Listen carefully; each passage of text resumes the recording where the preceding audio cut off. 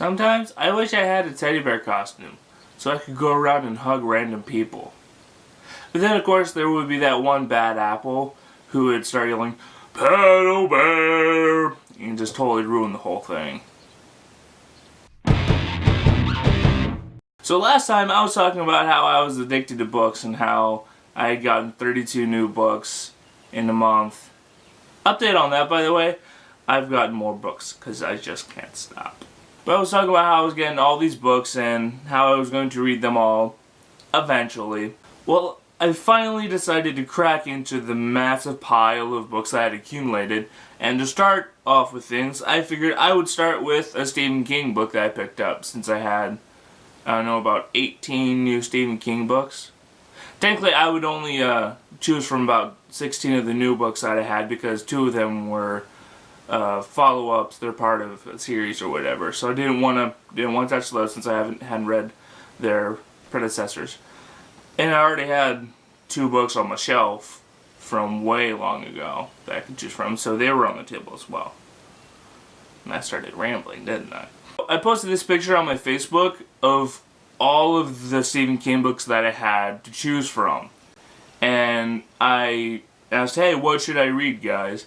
And a bunch of people told me, oh, you should read this, you should read that. I'm terrible with making decisions, so in the end I just ended up doing a good old natural coin flip. And in the end, it came down to The Dead Zone, which was released in like 1979. So you have this guy, Johnny Smith. He has a nice gal. They go to the fair. It's a nice night up until she gets sick. And he ends up taking a taxi home. Then boom! Gets in a car accident. He's in a coma for 4.5 years. That's scary with the boom. So he wakes up after 4.5 years and he has to start coping with the amount of time that he's lost and all the changes in the world. There's something different about him after he wakes up. There seems to be something a little extra about him. Now, I'm not sure if I want to continue on with telling you about the plot or anything, because that's basically all you really need to know.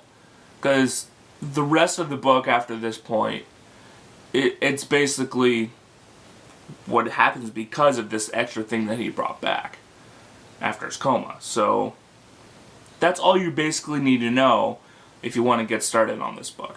Now, when I was reading this, I thought it was kind of slow at parts, and it was kind of boring. I was like, okay, I understand the point of including all of this in the book, but it's just kind of boring, and I don't really care too much about it.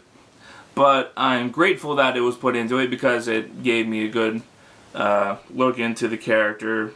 At some parts it's slow, especially in the first half of it. It's kind of slow. But that being said, it's still good. It's still very good. It's still very good. I've said that 3 times now. Should I say it again? No, I shouldn't, but I'm going to anyway. It's still very good. It sort of picks up after the first half or so. And in the end seems really quick. That's one thing I didn't really care too much, is that the final bit of it. It just seems like it just happens too fast. As for the characters, the likable characters are likable, the dislikable characters are dislikable. There's really not too much to say about it. I would give it a solid 4 out of 5. It was good, but there were just some parts that were just too slow to give it more than a 4 out of 5. So now that I finished The Dead Zone, I'm going to continue reading because I love to read and it gives me something to do during the day.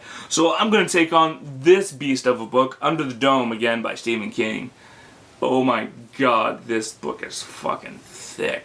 I will tell you guys what I think of it once I'm done with it. Alright, well that's about it, guys. I will see you guys next time. And hopefully next time, just maybe me reviewing Under the Dome, maybe doing something totally weird and whatever. I don't know. I can't see the future, but someone can, and it's from a book that I read. Hint, hint. So I will see you guys next time, and always remember to think positive and hail to the king, baby. I don't know why I'm doing rocking devil horns for hail to the king, baby, but hey, it works. Alright, bye guys.